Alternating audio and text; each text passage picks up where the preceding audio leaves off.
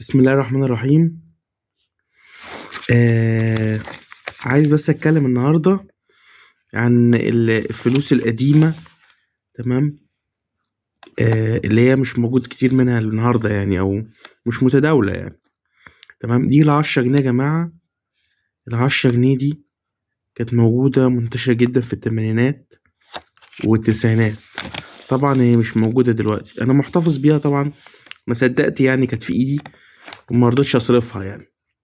تمام. ده اهي 10 جنيه دي. يعني ما شاء الله دي جديدة يعني. بص، حتى الورقة جديدة مش قديمة. أنا بحب أحتفظ بالحاجات اللي هي نادرة مثلا شوية. يعني أعتقد إن هي نادرة، مش موجود منها كتير. أحاول بس أصورها كويس.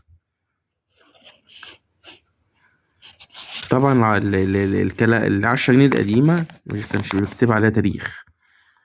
تمام. ده مسجد الرفاعي 1911. وده تقريبا الملك خوفو، تقريبا اللي بنى الهرم. ودي الأهرامات أهو. سنترال بانك اوف ايجيبت 10 باوند 10. هنا طبعا الحاجات دي بتاعت الفراعنة والكتابات الفرعونية. ده بط بقى وحاجات زي كده، أو بجع تقريبا يعني. حد يصحح لي. 10 جنيه. تمام. 10 جنيه كانت ليها قيمة كبيرة جدا زمان يعني. 10 جنيه سنة 2000 كانت بتجيب أحسن فرخة مشوية في مصر. 10 جنيه دي. طبعا احنا عارفين الدنيا دلوقتي راحت فين يعني. ما تجيبش حتى باكو بسكويت. فانا محتفظ بالورقه دي عشان ما بقتش موجوده كتير. نخش بقى على الاربع المخرومه. طبعا انا عارف ان الاربع دي يعني ممكن تكون موجوده كتير يعني، مش حاجه نادره قوي. 1993 ميلاديه. 1413.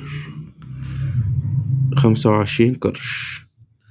طبعا انا ما حضرتش القروش دي قصه تانية يعني. ما كان نفسي احضر انا زمن القروش والنكله والتعريفه وكده.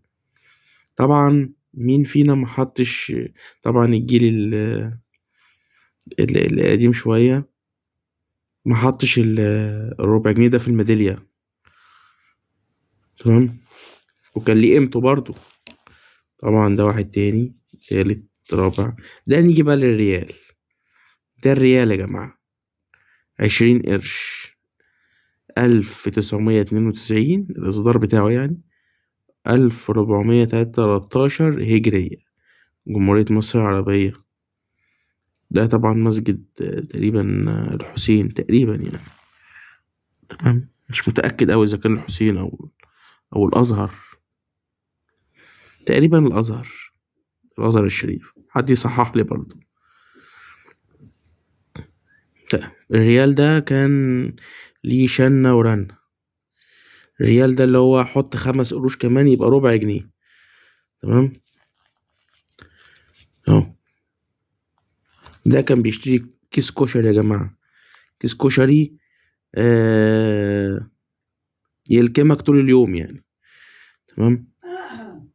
من 20 سنة بس. والريال ده طبعا الجيل بتاع زمان هو يعرف ايه هو الريال. 20 قرش. كنا نخش على البقال واحنا صغيرين، نقول له ادينا كسبوزو او كاراتيه او ولبان وبسكويت بالريال ده. والربع جنيه ده بقى ده كان حكاية.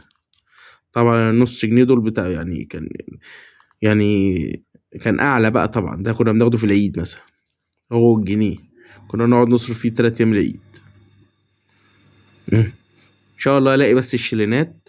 الشيلين بقى طبعا الأصفر اللي هو النحاس الصغير ده. والبريزة. تمام. الحاجات دي طبعا اختفت دلوقتي، ولو موجودة مش هتسوى حاجة طبعا. فأنا محتفظ بيها كأنتيكة كده يعني. وفي بقى ايه فلوس عندي بتواريخ قديمة، يعني 5 جنيه مثلا من سنة 2001 ومكتوب عليها التاريخ زي هنا كده. هعمل لها فيديو دي لوحدها. و... وفي عندي 20 جنيه مكتوب عليها 2001 و5 جنيه مكتوب عليها 2002.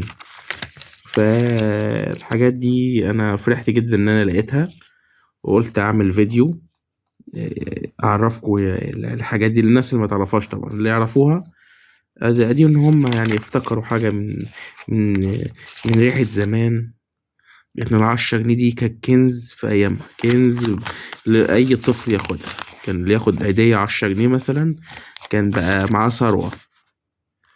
تمام.